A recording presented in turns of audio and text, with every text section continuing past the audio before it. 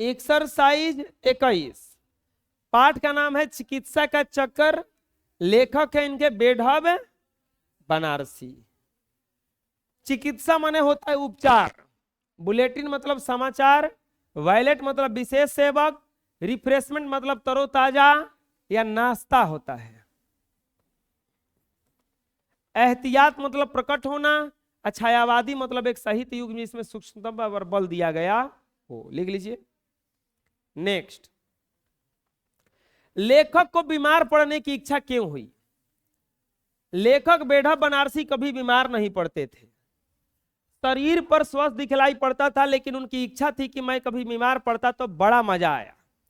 हंटले biscuit जिन्हें साधारण अवस्था में लोग खाने को नहीं देते, दवा की बात है खानों को मिलेगा। पत्नी अपने कोमल हाथ से सिर पर तेल मलेगी, मित्रगण आएंगे और मेरे सामने रोनी सूरत बनाकर बैठेंगे या गंभीर मुद्रा में पूछेंगे, बेढब जी कैसी तबीयत है, किससे इलाज करवा रहे हैं, कुछ फायदा हो रहा है, इत्यादि। इस समय लेखक को बड़ा मजा आता, इसीलिए लेखक को बीमार पड़ने की इच्छा हुई। उनके पीछे स्वार्थ था कि बढ़िया बढ़िया खाने को मिलता। लिख लीजिए। नेक्स्ट, लेखक ने वैद्य और हकीम पर क्या क्या कह करके व्यंग किया है? लेखक ने वैद्य जी के आने पर तीखा व्यंग किया है।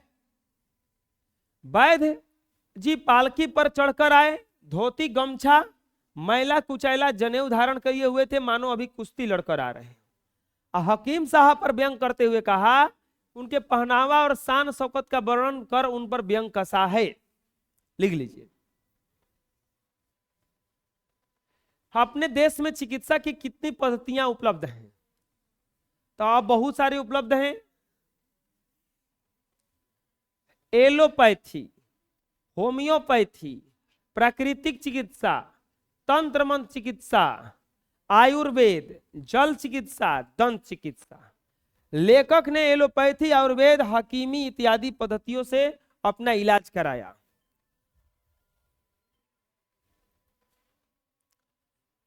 लेखक ने इस सबसे इलाज किया। लिख लीजिए। नेक्स्ट, इस पाठ से हास्य व्यंग की बातें छाटकर लिखिए।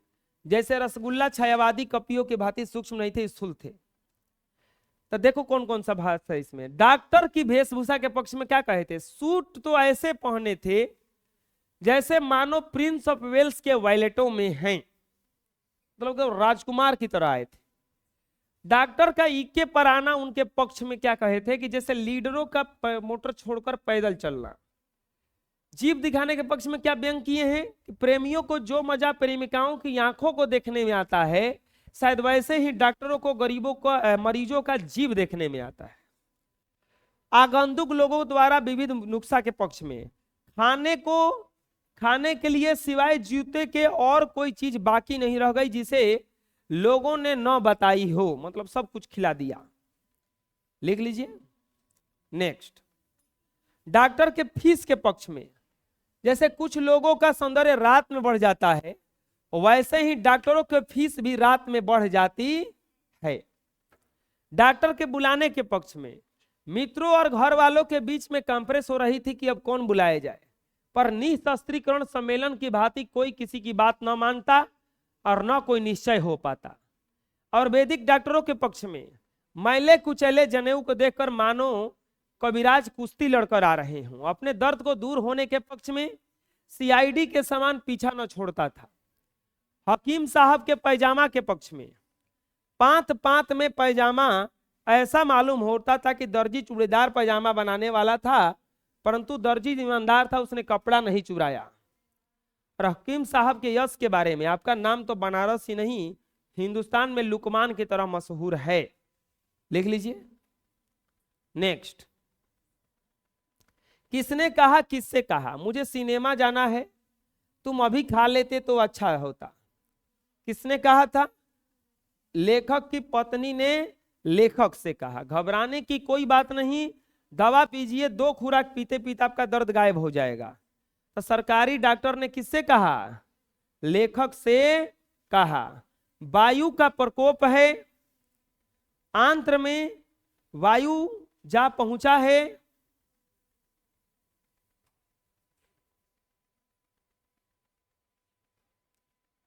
जा पहुंचा है, यह कहा था आयुर्वेदिक डॉक्टर ने लेखक से। लिख लीजिए।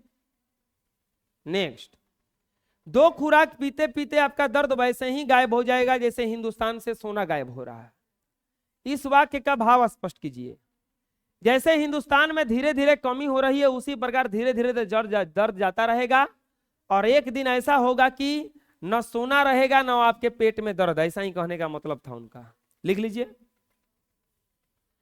एलोपैथी, होम्योपैथी और आयुर्वेद चिकित्सा से आप क्या समझते हैं? एलोपैथी में अंग्रेजी दवा, सुई दवाई किया जाता है। होम्योपैथिक चिकित्सा में रसायन का प्रयोग होता है। देखे होंगे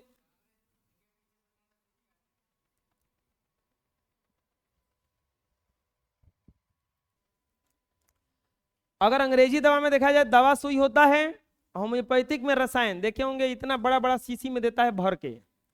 और आयुर्वेद में जड़ी बूटी। अब देखिएगा, अगर लक्ष्मण का इलाज हुआ था रामायण में, जड़ी बूटी से हुआ था। लिख लीजिए। अर्थ लिखना है। प्रसाद, प्रसाद, चलो बताओ। ये प्रसाद का मतलब प्रसादी। इस प्रसाद का मतलब नाम। भुवन, भवन,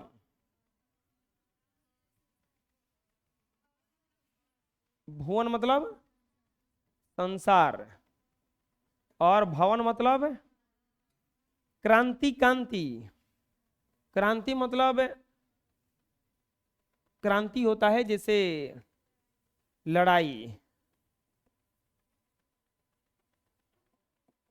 ये कांति नाम है किसी का। भव सागर होता है। भव्य मतलब आकर्षक। लिख लीजिए।